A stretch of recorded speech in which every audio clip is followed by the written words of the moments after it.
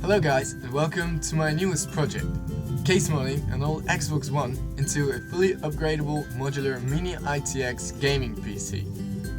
The three main philosophies I had for this build were that it was upgradable. I wanted to go ahead and be able to go to the store, buy a new GPU and just put it in without too much hassle.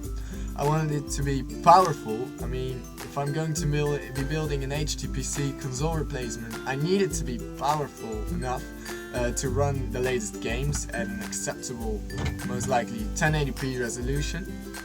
And finally, that it would be easy on the eye. I mean, it's going to replace a console, it's going to be an HTPC, it's going to sit in my living room. I don't want any bolts or cables sticking out.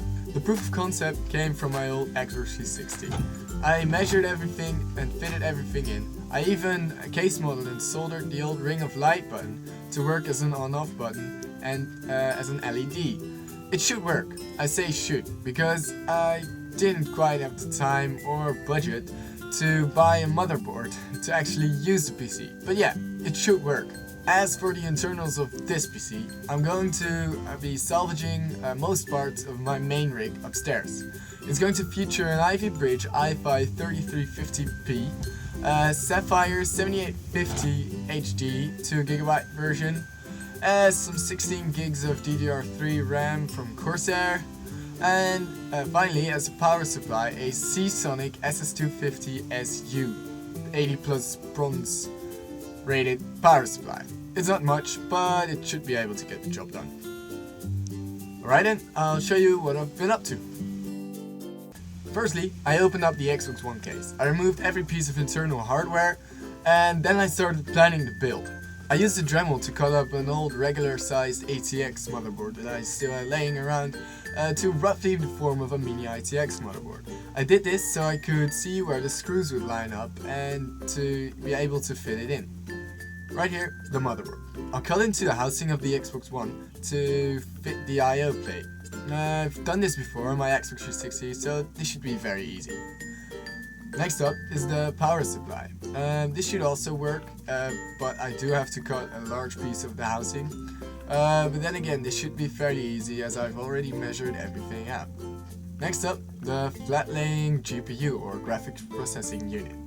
I used a 1U server PCI Express riser card to be able to lay it flat, and again I have to cut into the original housing of the Xbox One. This is going to be kind of a challenge, but again I think that this should be fairly easy.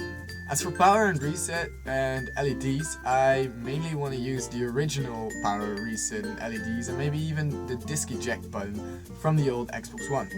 However, this requires lots of skill that I do not really have, so I'm not sure how that's going to work out.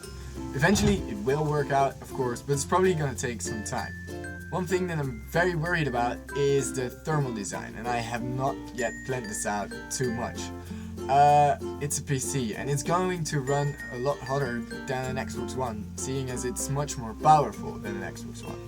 So I need to come up with a good airflow scheme and yeah, get some good airflow running in order to keep my components cool and safe and not to melt or blow up my complete computer.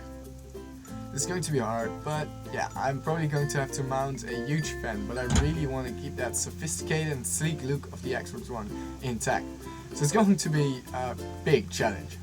All in all, the project is going to require lots of work, but most likely it's going to be amazing big fun. I'm really excited to continue working on it, and I hope you guys will all stick with me and stay tuned for the next episode. I hope I was able to inspire or maybe even educate you all, and I hope to see you next time. Alright, thanks a lot for watching. I really hope you enjoyed it and that you will stick with me until next episode. If the next episode is live, you should be able to click right here in between my fingers, and it should take you directly there. If it's not yet available, then this is pretty awkward. Just leave your thoughts and comments down in the comment section right there. And tell me how can I improve my build or my video making qualities. Thanks in advance, and I really hope to see you in the next episode. Bye!